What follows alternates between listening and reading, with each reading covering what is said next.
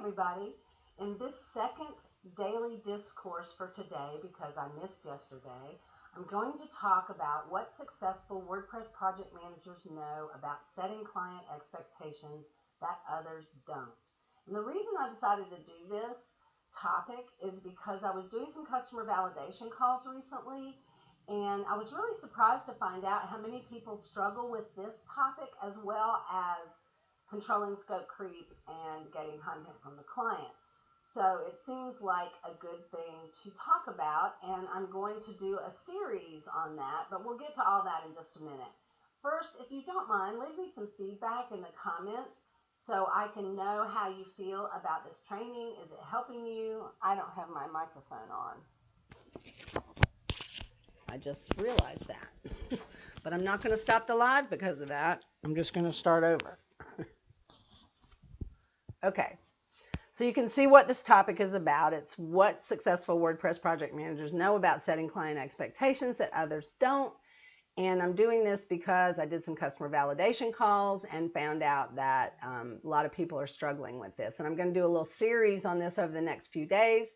And so you might want to tune in. And we'll get to that in just a minute. And I was just asking you, if you don't mind, to leave me some feedback in the comments so I'll know if you're getting anything out of this, if you like it, how you feel about it. That's the only way I can get better, is if you tell me. And even if you're watching the replay, just pop me a comment. I really appreciate it. Thanks. Okay, so let's get started. All right. Setting proper expectations with the client boils down to, of course, effective communication. So in this session, you're going to learn how, when, and where to communicate with your client and set those proper expectations. As I mentioned, I'm going to do this in a series. So today's information is more like an overview of all the ways and places where you can set those expectations. And then in the coming days, I will be going into detail into each section. So let's look at, first, we're going to talk about how you should communicate. Okay, the first thing is to be brutally honest with your client. Now, not quite like this, but you need to be brutally honest with them about all the bottlenecks and issues that might arise. You need to... Don't hold stuff back just because you're afraid you won't get the job. I mean, you need to be choosy about your clients too. So it's important to be really honest with problems that often come up and how you plan to address them. Pardon me for one moment. The next thing is, you need to be self-deprecating, but you need to have a little bit of arrogance at the same time. You need to let your clients know in a really nice way that you don't work with everybody, that you're shopping for clients just like they're shopping for somebody to build their website or redo their website. Clients really like it when you stop acting like you have all the answers and a crystal ball into the future. If you watch my other daily discourse, you know that I spend a whole bunch of time in the planning and the design of the website and less time in the development, because if you do it that way and you use a content first approach, then you find all the gotchas up front. So one way you can set expectations with the client is to not set expectations with the client that you don't know anything about yet because you haven't delved into the detail of the project. Does that make sense? Let me know in the comments. Was that confusing?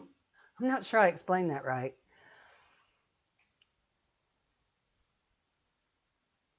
Okay. You need to stress the importance of process. As I said before, by explaining where the bottlenecks and the issues that plague every project are and how you're going to circumvent them, you're really helping them understand how you're going to do business. So you just need to let them know in a business-like and friendly way that you only work with those who agree to follow your processes because your processes work. It can be kind of hard to do this in a tactful way, so be careful, but still try to get that message across.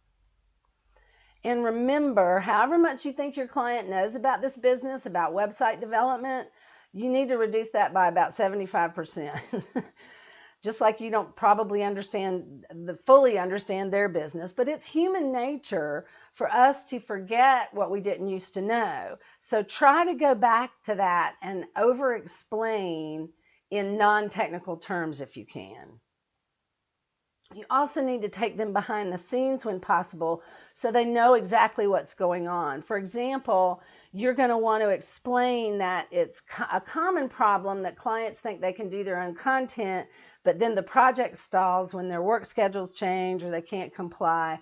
This is sort of like being brutally honest, except you need to do this throughout the entire project, as you just need to show them how the project's being managed and why these things are important. Okay, so now let's talk about when you should communicate. Okay, well, this says it all the time. So you need to communicate effectively with others.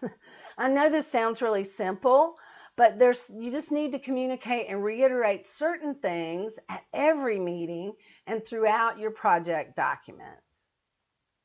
And as Bart is saying here, repetition is the key to getting your message across. You cannot over-communicate about things that you know can possibly become problems.